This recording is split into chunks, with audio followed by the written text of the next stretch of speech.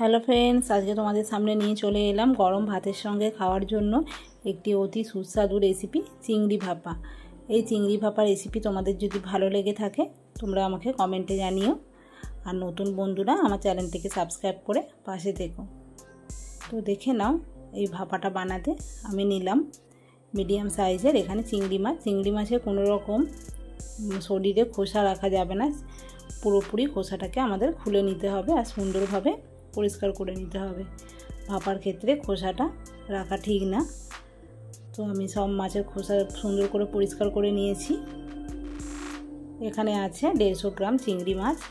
এখানে আমি দিয়ে দিলাম অল্প পরিমাণে নুন আর হলুদ দিয়ে আমি মাছটাকে মেখে নেব। আর এই ভাপাতে আমি একটা জিনিস অ্যাড করব, সেই জিনিসটা অ্যাড করলে ভাপার টেস্টটা আরও বেড়ে যায়, সেটা তোমাদের সঙ্গে শেয়ার করব।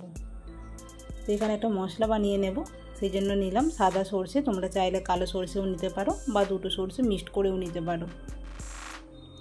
নিলাম 1 চামচ পরিমাণ পোস্ত, আর নেব 1/2 চামচ আমি জিরে নিলাম। আর এখানে সরষে আছে সেই জন্য দিলাম অল্প নুন, যাতে তেতো ভাবটা না হয়। আর অল্প কয়েকটা কাঁচা লঙ্কা দিলাম। এখানে আমি গুঁড়ো লঙ্কা ইউজ করব না, শুকনো অবস্থায় গুঁড়িয়ে নেবে, তাহলে পেস্টটা খুব সুন্দর হয়। আমি শুকনো অবস্থায় পেস্ট করে নিয়েছিলাম, তারপর অল্প জল দিয়ে একটা মিহি পেস্ট আমি বানিয়ে নিয়েছি। এটা খুব ইজি রান্না, দেখে নাও।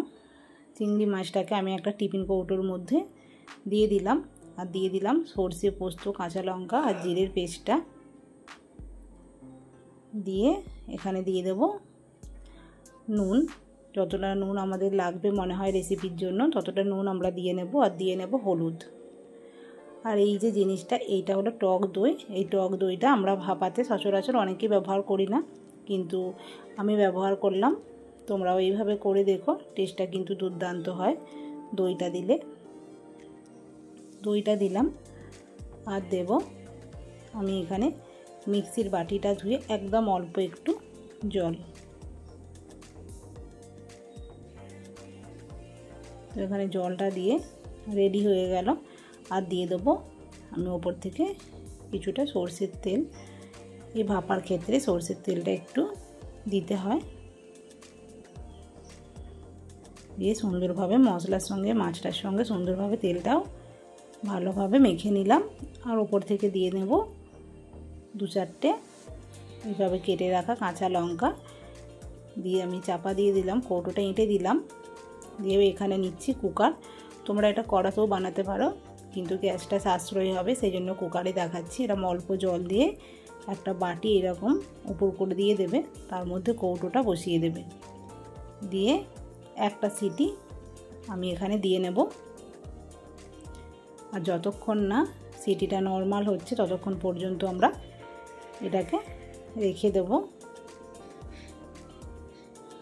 একটা সিটি দেওয়ার পর আমি রেখে দিয়েছিলাম, বাষ্পটা আপনা আপনি বেরিয়ে গেছে। এরপর আমি কুকারটা খুলে কৌটোটা বার করে নিচ্ছি। এতে করে সুন্দর ভাপেতে কুকারের যে ভাপটা থাকে তার মধ্যে সুন্দরভাবে ভাপাটা রেডি হয়ে যাবে। অনেকটা গরম, সেই জন্য একটা তাওয়াল দিয়ে ধরে খুলে নিলাম। দেখতেই পাচ্ছ কত সুন্দর রেডি হয়ে গেল, একদম অল্প সময় 10 মিনিটের মধ্যে একটা সুস্বাদু পদ, যেটা গরম ভাতের সঙ্গে খুবই সুস্বাদু লাগে খেতে। তো বন্ধুরা কমেন্টে জানিও এই রেসিপি কেমন লাগলো। আজকের মতো টাটা।